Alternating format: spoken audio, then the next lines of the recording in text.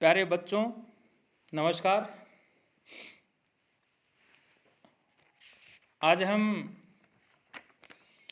अभिज्ञान शाकुंतलम के अंदर जो पात्रों का जो चरित्र चित्रण है उसमें राजा दुष्यंत का चरित्र चित्रण है, उसका वर्णन करने के पश्चात नायिका जो शकुंतला है उसके चरित्र चित्रण के ऊपर जो है हम चर्चा करेंगे। उसका चरित्र चित्रण का जो है हम वर्णन करेंगे। अभिज्ञान शाकुंतलम की जो प्रमुख नायिका है, जैसा कि आप ऊपर नाम देख पा रहे हैं, अभिज्ञान का अर्थ मुद्रिका से लिया गया, उसको देख करके जो है पुनः स्मृति लौट आना, और शाकुंतलम जो है नायिका का नाम है। तो आप समझ रहे होंगे कि जिस नायिका के नाम से यदि पुस्तक का कोई नाम है तो नायिका जो हो किस प्रकार से जो महत्वपूर्ण हो सकती है। शकुंतला ये जो नाटक है इसकी नायिका है, और राजर्षि विश्वामित्र और मेनका जो है उसकी मेनका अप्सरा जो उसकी पुत्री है। ये एक छोटा क्वेश्चन भी आपकी परीक्षा में आ सकता है कि वह जो शकुंतला है उसके माता पिता का नाम बताइए। तो पिता का नाम विश्वामित्र और माँ का नाम मेनका। यानी जन्म से ही माता पिता से परित्यक्त की गई शकुंतला का जो लालन पालन कण्व ऋषि ने किया, यद्यपि वह कण्व की पालिता पुत्री है, फिर भी वे उसे अपने प्राणों का सम्मान या प्राणों के सम्मान प्रिय समझते हैं। और इस नाटक के अंदर इस प्रकार का जो प्रसंग है वो आता भी है, चतुर्थ अंक में भी आता है। और शिष्यों के द्वारा जो है तीसरे अंक के अंदर जो है मुनि जो है वो कहते भी हैं कि सा खलु भगवता है कण्व से कुलपुत्र उच्छ्वासितम। तो इस प्रकार से उनके चरित्र में बहुत सारी जो विशेषताएं हैं वो दृष्टिगोचर होती हैं। अनुपम सौंदर्य है, बहुत सुंदर कहा गया नायिका को। नाटक के प्रथम अंक में ही शकुंतला अपनी सखियों के साथ में जब वृक्षों का सिंचन करती हुई दिखाई देती है, प्रायः वह या यूँ कहें कि भाई लगभग 16-17 वर्ष की जो है वह कन्या है, जिसमें अभी अभी यौवन के जो लक्षण है वो दृष्टिगोचर हो रहे हैं। अप्सरा की पुत्री के कारण उसका सौंदर्य अनुपम है। उसे देखते ही दुष्यंत के मुंह से सहसा निकल पड़ता है, अहो मधुरम मधुरम आसाम दर्शनम शुद्धांत दुर्लभम इदम वपुर आश्रम वासिनो यदि जनस्य दूरीकृता खलु गुणेर उद्यान लता वन लता भी। जन्मवृत्त ज्ञात होने पर वह स्वीकार करता है कि मृत्यलोक में किसी भी स्त्री में ऐसा सौंदर्य जो है कहाँ से प्राप्त हो सकता है। कौमार्य जो सौंदर्य तथा लावण्य पर मुग्ध होकर दुष्यंत उसे अनाग्रहातम पुष्पम एलुनम किसलियम अन्नाविदम रत्नम अनास्वादितम मधु तथा अखंड पुण्यों का जो फल कहा, और उसके महज सौंदर्य को जो है प्रस्फुटित करने के लिए किसी कृत्रिम प्रसाधन की जो आवश्यकता नहीं है, और वह वलकल पहने हुए भी जो है बहुत सुंदर प्रतीत होती है। और यौवन के प्रभाव से शकुंतला के जो अंग हैं उनमें असाधारण लावण्य उत्पन्न हो गया। कवि ने दुष्यंत के माध्यम से उसका वर्णन जो है वो किया और कहा, अद्रह किसले रागह कोमल विट पानु कारिणव बाहु कुसुमम इव लोभनियम यौनम अंगेशु सन्नदम। ये सूक्ति के रूप में भी आपकी परीक्षा में आ सकता है। इस प्रकार के बहुत सारे उदाहरण जो हैं उनके नायिका के अनुपम सौंदर्य की विषय में कहे गए हैं। लज्जाशीलता दूसरी विशेषता है, लज्जाशीलता। अभिज्ञान शाकुंतलम का आद्योपांत जो अध्ययन हम कर पाते हैं, उस अध्ययन से जो है ये पता चलता है कि उनके जो चरित्र है उनमें सर्वत्र सुशीलता के ही दर्शन होते हैं। तपोवन की कन्या होने के कारण उसने सादगी, पवित्रता तथा निश्चलता जैसे सद्गुणों को ग्रहण किया है। युवती होने पर भी वह काम विकार से सर्वथा रहित है। राजा को देखकर उसके मन में प्रथम बार काम का विकार उत्पन्न होता है, जिसको वह तपोवन के आचरण के विरुद्ध जो समझती है, परंतु अपने इस भाव को लज्जावश वह अपनी अंतरंग सखियों से भी जो है नहीं प्रकट करती और वह काम व्यथा से पीड़ित होने से दुर्बल हो गई है। फिर भी अपने मन की जो व्यथा है उसको अपने मन में ही छिपाए हुए हैं और सखियों की बार बार अनुरोध करने पर भी मन की जो भावना होती है उसको व्यक्त करने का वह साहस नहीं कर पाती है, क्योंकि वह लज्जाशील है। राजा के सहसा प्रकट हो जाने पर लज्जा के मारे वह धरती में गड्ढ सी जाती है। राजा द्वारा प्रणय का अनुरोध करने पर भी वह लज्जावश अपने पिता की अनुमति के बिना वह आत्मसमर्पण जो करने के लिए उद्यत नहीं होती है, अपितु राजा द्वारा आलिंगन किए जाने पर वह सकुचाती हुई कहती है कि पौरव रक्ष विनयम मदनम संतप्त अति न खलुयम आत्मनः प्रभवामि।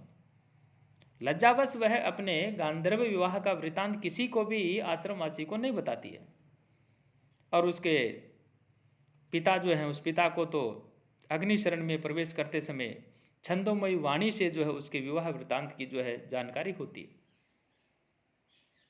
राजा दुष्यंत राज्यसभा में वह अवगुंठनवती होकर के वहाँ पहुँचती है, तो लज्जावश राजा से अपना प्रणय व निवेदन जो है वो नहीं कर पाती। इस प्रकार से हम कह सकते हैं कि नायिका जो है बहुत ही लज्जाशील है। एक एकनिष्ठ प्रेमिका भी है वह तपस्वी कन्या शकुंतला जिस दिन दुष्यंत को देखकर आश्रम विरोधी काम विकार से जब युक्त हुई, उसी दिन से दुष्यंत की प्रेममयी मूर्ति जो है उसके हृदय में जो है अंकित हो गई। अपने मन मोहन के पुनर्दर्शन की उत्कंठा में वह प्रतिदिन क्षीणकाय होती जा रही है। सखियों के द्वारा बार बार पूछे जाने पर भी वह केवल इतना ही कहती है कि सखी यतः प्रभृति मम दर्शन पथम आगता है।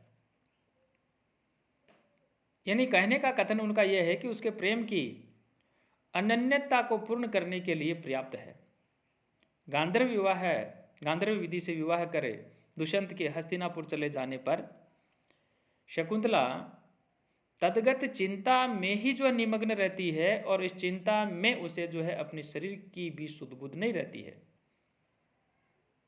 और वह अनन्य चित्त होने के कारण से दुर्वासा ऋषि जो होते हैं वो वहाँ पहुँच जाते हैं और दुर्वासा शाप रूपी दुर्भाग्य का वो कारण बनता है। पंचम अंक में दुष्यंत से जब तिरस्कृत हो जाती है तो शकुंतला उसका अति अहित चिंतन नहीं करती और केवल इतना ही कहकर चुप हो जाती है, अनार्ये आत्मनो हृदया अनुमानन पश्यसि। यानी पति से तिरस्कृत होकर भी शकुंतला अपनी माता मेनका के साथ हेमकुट पर्वत पर चली जाती है और एक परित्यक्त परंतु पतिव्रता भारतीय नारी के आदर्श के अनुरूप जो है तपो में वह जीवन व्यतीत करती है। इस प्रकार से वह एकनिष्ठ प्रेमिका है और यहाँ जो नायिका है उसको विद्या एवं कलाओं में जो है निपुणता है, ये बात भी यहाँ कही है।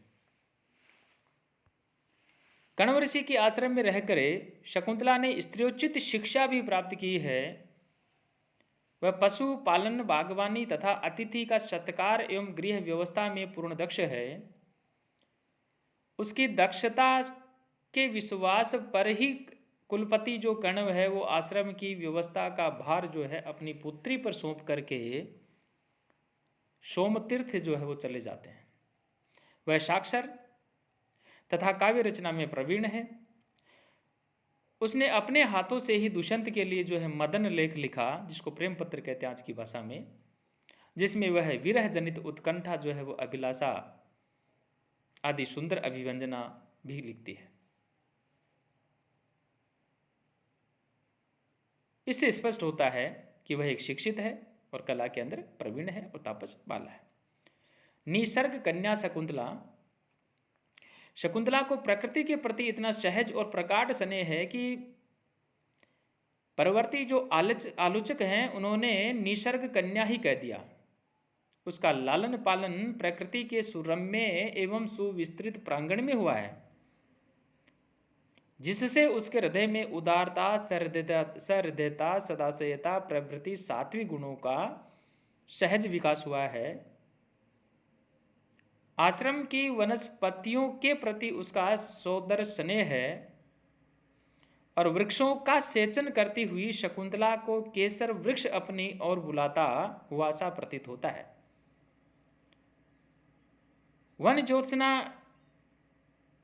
नामक एक लता है, उसको वह अपने प्राणों से भी अधिक स्नेह करती है और पति गृह गमन करने से पूर्व वह उससे आलिंगन भी करती है। तपोवन के अंदर जो पेड़ पौधे हैं उनके प्रति भी उसके स्नेह की जो है पराकाष्ठा कण्व ऋषि के कथन से इस प्रकार से स्पष्ट होता है कि वह पहले उनको जल पिला करके जो जल पिया करती थी। पद्य आता है, पातुम न प्रथमम व्यवसायति जलम युष्मास्व पीतेषु। तो इस प्रकार से ये स्पष्ट होता है कि वह पहले उनको जल पिला करके जल पीती है और आभूषण प्रिय होने पर भी वह वृक्षों की पत्तियां नहीं तोड़ती थी और उनके प्रथम कुसुम प्रसूति काल का जो है वह उत्सव मनाया करती थी।